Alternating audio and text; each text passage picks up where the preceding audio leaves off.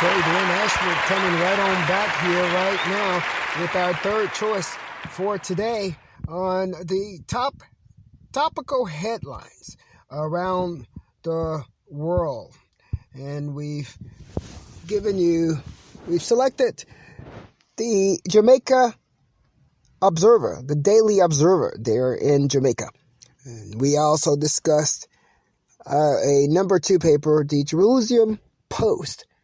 Now we're going to look at the Atlanta Journal-Constitution right here in America, right down south. What are they talking about down there in Atlanta, Georgia? We've heard a lot about Atlanta lately. We've heard, we saw the big political battle there in Atlanta that made or break the Senate in terms of who was going to take the House and take the chambers there.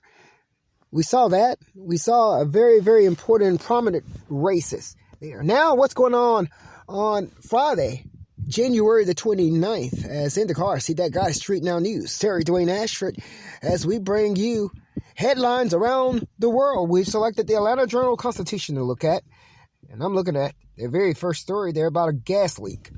Yeah, a gas leak kills poultry workers. Now, and we have here photographs here on the cover of the newspaper, front page of the Atlanta Journal-Constitution, AJC, of Foundation Foods there.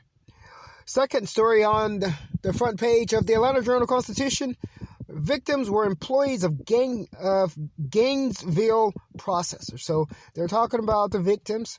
They're talking about the cause, which appears to be a nitrogen line rupture that was being investigated. And we're not sure exactly what they've come up with, but they're discussing here what is liquid nitrogen.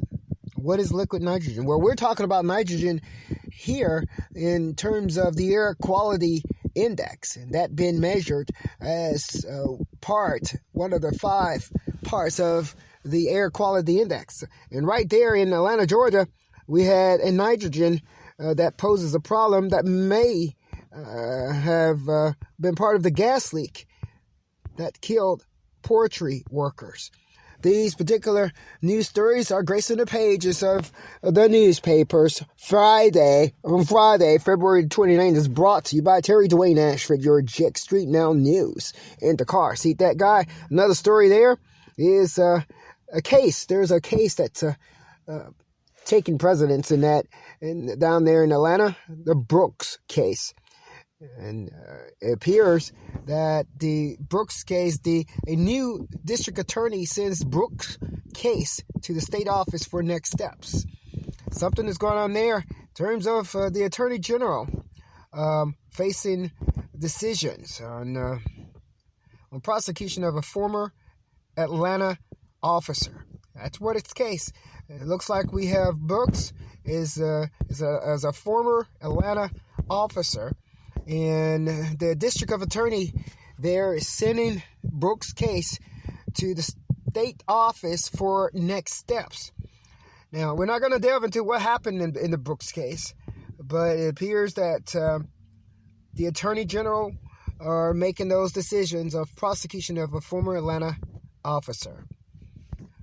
Coke demands diversity among law firms it uses.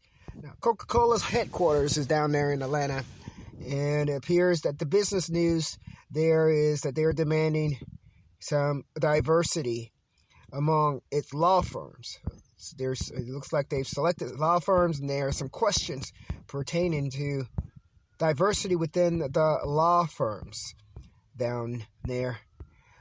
Looking at the Metro page, down there, Atlanta Journal-Constitution, and look like a toddler was saved. And they're discussing a success story of saving a toddler there and how a crew saved that toddler. I'm Terry-Dwayne-Ashford. I'm bringing you these stories from Washington, D.C. Another top story, and this is going to be the last one I'm going to mention from the Atlanta Journal-Constitution, is a top story on the 5 deadly workplace accidents. Very interesting story there, and I think that story can apply to everybody all around the world. 5 deadly workplace accidents is the last story we're going to mention tonight amongst the top stories on the front page of the Atlanta Journal-Constitution for Friday, January the 29th. You're getting your news from StreetNOW News. Terry-Dwayne-Ashford. This particular news segment highlights headlines around the world. And Atlanta Journal-Constitution was one of those newspapers that was selected by StreetNOW News, Terry-Dwayne-Ashford, and discussing, what are you thinking down there? What's going on down there? You just had that very prolific Senate vote in Georgia, and we want to know what's going on now down there. Come 9 days after all of that happened. Well, actually, not 9 days. I think that happened around January the 5th or 6th or something like that. So it's probably around 20 days now that has happened, and we're gauging now the pulse of that Georgia community through the Atlanta Journal-Constitution. I'm Terry-Dwayne-Ashford for StreetNOW News, reporting for you from Washington, D.C. I'm your JIC. I'm your journalist-in-chief, and I am also your Indacarseat, that guy. We're going to be right on back with story headline number 4.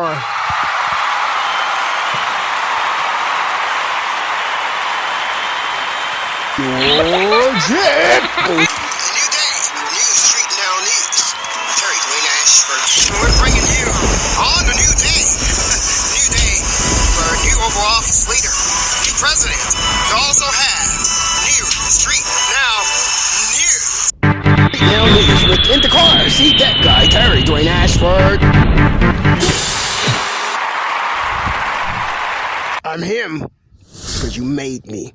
Indacarseat, that guy, Terry-Dwayne-Ashford.